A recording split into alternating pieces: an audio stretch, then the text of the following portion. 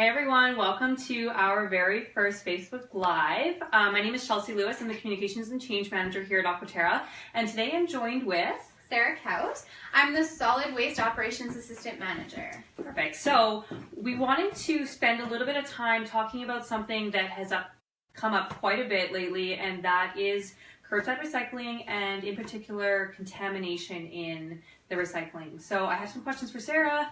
She's going to do her best to answer them and hopefully answer any questions that you guys might have about recycling and about contamination in your curbside recycling. So, first question. Let's start by just talking about our relationship with our curbside contractor, Prairie Disposal. Yeah, so Prairie Disposal, they're our contracted curbside collectors. So they're the ones who you'll see at the curb picking up your garbage, your recycling, or your yard waste. Right. So, if people have concerns or something's not picked up, they contact who? Yeah, so you can either contact the Eco Center. The phone number is on the top of our website. There's a collection and landfill number there, so you can call the hotline number, as well as Prairie Disposal's direct line as well, and they'll help you with any needs. If your bin or bag was tagged, it usually is tagged with the Prairie Disposal number. Right, or you can go through Aquaterra's Facebook page if that's easier for you. Me and my team are there to answer those questions as they come through. Yeah. Okay, so let's get into it then. So what exactly is going on with curbside recycling that customers need to know, and what exactly is changing? Yeah, so there's just been a change in our guidelines on what is actually kind of acceptable in recycling, especially curbside in our single stream, because those areas are very hard to kind of have mixed loads. So we used to be able to kind of have like a 10 to 15% contamination rate in our recycling bags. But due to like new changes in our regulations, that has been decreased to basically like a 1% and could potentially even be decreased lower than that. So wow, that's a really big change. So what exactly is deemed contamination? Yeah, so contamination is literally like food particles that are left on items. So you have a can of mushroom soup and you forget to rinse it out and you throw it in your bag. Now you've contaminated that whole load. If you have a peanut butter jar and you decide that you're not going to rinse it out and you put it in, those kind of items. We'll be talking more about pizza boxes in a little while, but that's another example where there's grease saturated into the cardboard. Right, and it's getting everything else kind of. Yeah. Yeah, perfect. So under these new guidelines, what can customers expect in terms of this starting to be enforced? Yeah, so we've already been sort of working through that process with our contractor of how this will be enforced. There's really not a firm dead date. We're going to start really trying in April, kind of the beginning of April, to push some of these changes because we're following some communication like this video and some media releases that we're going to be really trying to inform you guys. And if you have lots of questions, that we can try to find those answers for you so we have the right answer. But Prairie Disposal, they'll start by like tagging a recycling bag and most likely still collecting it. But after so many instances, they'll just kind of have that warning system there, and you'll have the option to take out that contaminated material. Say it's a dirty peanut butter jar or a soup cans that are going all over the load, and then they'll come back and pick it up from you guys. But yeah, just trying to slowly educate on what will be acceptable there. Right, so we'll probably spend, what I'm hearing is the next 4 weeks really trying to push the education campaign out there, trying to do stuff like this where we're like, what gets recycled, what can't, creating that understanding in the community, and then we'll have that warning system. So it'll be a few months before things just aren't taken from the curbside. Yeah, absolutely. And our contractor has informed us that not a lot will really change. There is really good recycling happening at our curb in our city, so they're not terribly concerned. One of the biggest culprits that we've seen in the last kind of weeks were pizza boxes, which really was just a miss, I believe, on education all around. So there is very good recycling happening at our curbside currently. Yeah, absolutely. Okay, so let's talk about some of the specifics because it's a little confusing because there are a ton of items that can be recycled. So let's talk about completely restricted items from being put at the curb, whether it's in your garbage or whether it's in your blue bag. Yeah, so those type of items are your hazardous waste, your paint cans, your aerosol cans, even propane tanks. We did have one in a garbage bin. I know it surprises you, but it does happen. Vehicle batteries, electronics, your fluorescent light bulbs. Styrofoam, this is a big one. Styrofoam is 100% recyclable at our Eco Center, but it does involve a process where the styrofoam is melted down into long ingots. So the recycling at your curb, it's packaged and it goes to single stream recycling, where styrofoam is just a one stream that they're able to process. But all of those items are most likely recycled at the Eco Center or the landfill, especially in residential quantities. So if you have larger quantities like a commercial business, we'll give you contact information on where to properly get those disposed of. But for the paint cans that are full of paint under your stairs, just bring them to the Eco Center and we can help you out. Perfect. And yeah, we can link a video afterwards that gives a kind of virtual tour of our landfill and of our Eco Center, and we'll provide a ton of information about what exactly you can recycle here and what you can take to the landfill and what you can recycle at the landfill. Those would be helpful to kind of completely understand. Yeah, it's a lot. It's a lot of stuff. It's a lot of stuff.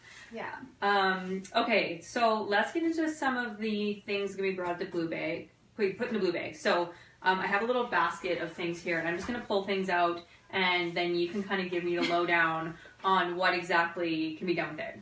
So let's start with different kinds of plastic.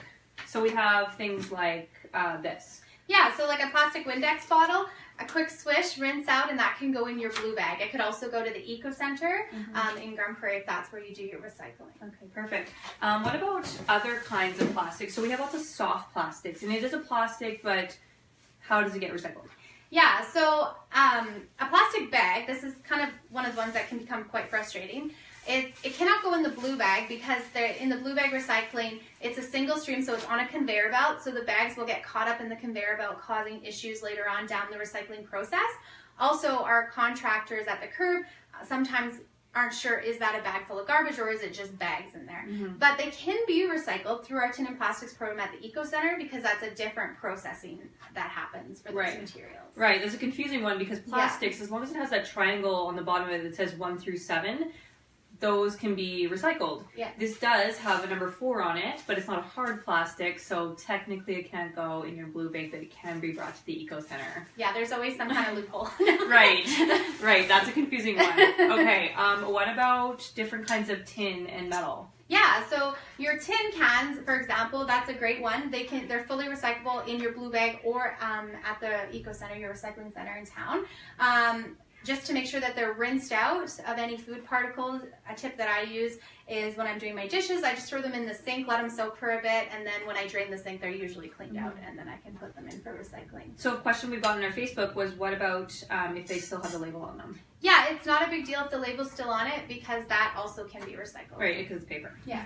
Perfect. Yeah. So let's get into papers and cardboards then. So we have things like flyers. This can be 100% put in your blue bag or brought to the Eco Center, correct? Absolutely, yeah. And then cardboard.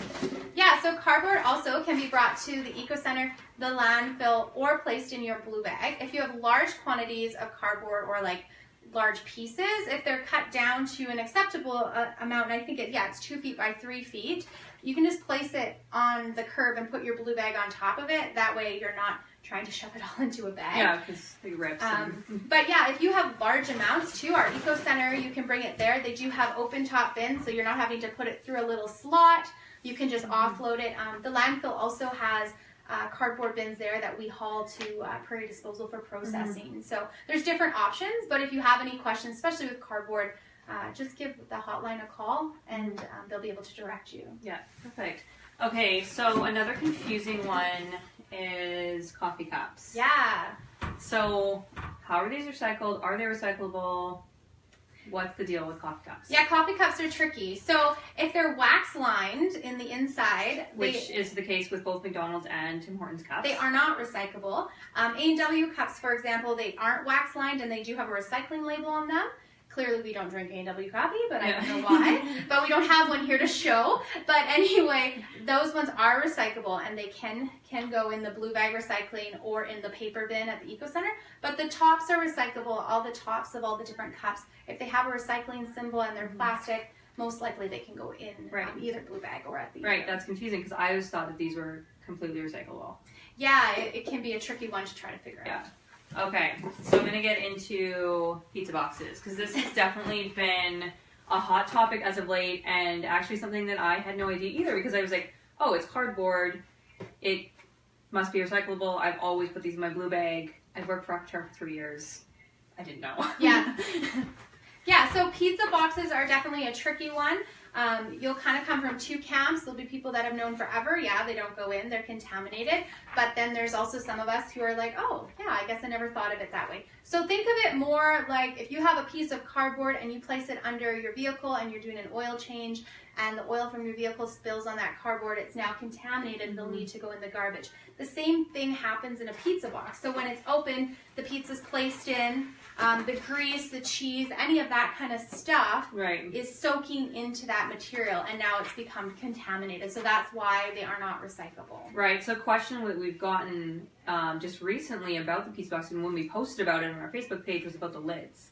Yeah. Because often, as you can see on this box too, there's really nothing contaminated on the lid of the box. So why can't that be put in your blue bag? Yeah, the reason we don't want the lids as well in the blue bag is really just for your guys' convenience, because we're afraid that the contractors will see a pizza box lid, assume it's the full box, because they're not going to be able to get out and look at every box intently, and we're afraid your recycling may be missed. If you're wanting to recycle the top of your pizza box, which is absolutely possible if it's free of contamination, simply just bring it to the eco center or the landfill and place it in one of their cardboard bins, and then it'll go through that process. There's just no way with over 600 residents' houses that they're reaching every day that they'll be able to check every bag. Right. And that way you can still, if you want to pull the lid off, still be able to recycle it. Perfect. Great. That is awesome. Okay, my next question, where am I at? Okay, is about blue bags and about carts. So first, somebody asked on our Facebook recently, why can't I use clear bags instead of blue bags? Yeah, so blue bags are made out of like a uniform plastic, which is a lot more recyclable in the processing of it.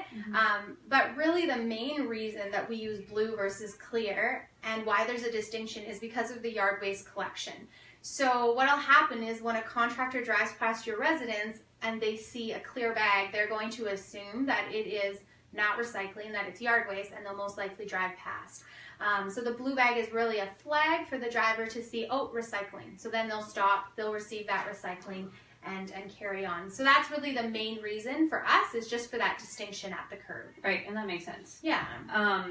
So the other question about, the blue bags and about what is used on the curb, we get a lot of questions about when and if and how we would possibly move to a blue cart system, like a lot of municipalities have. So they have the garbage cart and then a recycling cart, and then sometimes even a yard waste cart. So why doesn't Aquaterra currently have one, and are we going to in the future? Yeah, there's always that thought in the back of our mind, and we're always looking at the future and where we want to go with those different kind of areas. Currently, our current state is that we have over 20,000 homes that are serviced by carts, so that would be an additional 20,000 bins that would need to be purchased, as well as the trucks that pick up are automated, so they're a different type of collection system. They have an arm that comes out, picks up the garbage, and shakes it.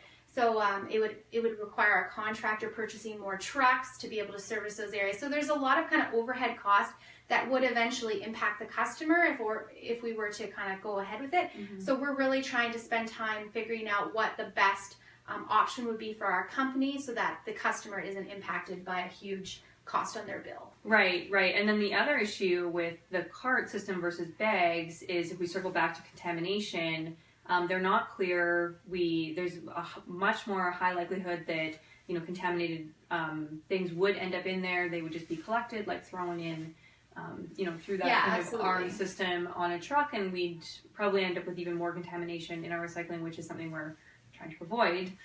Right. Yeah. That's kind of a catch-22. Right. But it's not gone forever. I mean, we're always looking at options, but just not. I wouldn't see it coming in the near future for sure in our region. Yeah, and the other thing I can think of too, actually, is just the space on the curbs. Yeah, there's a lot of really tight neighborhoods already where it's hard even just to have the garbage collection carts in there, especially like little cul-de-sacs and stuff like that. Yeah, and then like winter parking. Yeah, and those big snow piles. Yeah. I mean, it's fun for the kids, but it's not fun for the plus collectors. 2 carts. Yeah. In some neighborhoods might be a little yeah, tricky. we'll have to drive like Mini Coopers. Or smart cars. Okay, if you guys can all start driving smaller vehicles, maybe we can get a second cart system. But we live in Grand Prairie, so that's probably not going to happen. Right? No. Okay, so the last question I have is one we get a lot, and it's a little bit controversial. What is the deal with glass? Yeah, so glass is a very controversial topic, especially in our region. So we did try to do glass recycling in the past, and what we found is the cost did not outweigh the benefit. So what would happen is we would have a large amount of glass. I actually worked at the Eco Center as a summer student when we did receive it. If you took a glass peanut butter jar, you threw it in the bin, now that whole bin is contaminated. Mm-hmm. So you could have had 500 residents placing clean, good glass in there, and now one contaminated object has created this big issue with that bin. So what ends up happening is we can't get the glass clean enough to actually, for it to pay to ship it to processors. We don't have glass processors in our region, so it does involve us shipping it down to, say, Edmonton, Calgary, other centers like that are bigger and have the capabilities. But the cost is huge, and it takes a long time to even get one truck full, and that cost, similar to a cart cost, would have to be absorbed somewhere, and it would most likely impact us on our bills at our monthly bills. So we're looking at different options with glass, and we always are, like, is there a way to use it, say, in road building or different applications, to kind of reuse it rather than recycle maybe. But currently in our region, we don't even have the quantity that makes it worth it. So quantity of clean glass is what I'm saying. I mean, we have glass out there, but people aren't taking the time to clean it properly, and so it becomes really a complicated topic. Right, yeah. So that was all the questions I had for you, Sarah. I really appreciate you taking the time to kind of run through some of that stuff with us. It does help in our communication. It does help create that understanding in our community. So that's awesome. If there's any other questions that we get through this, our team would be really happy to answer them right on the feed. And then if you have any ideas for future Facebook Live things, we would love to hear them, and of course provide any more information that you guys need. So thanks, and have a great day. Yeah, thank you guys. And just so you know, you guys are doing a great job at the curb already, and the recycling out there is awesome. Keep it up.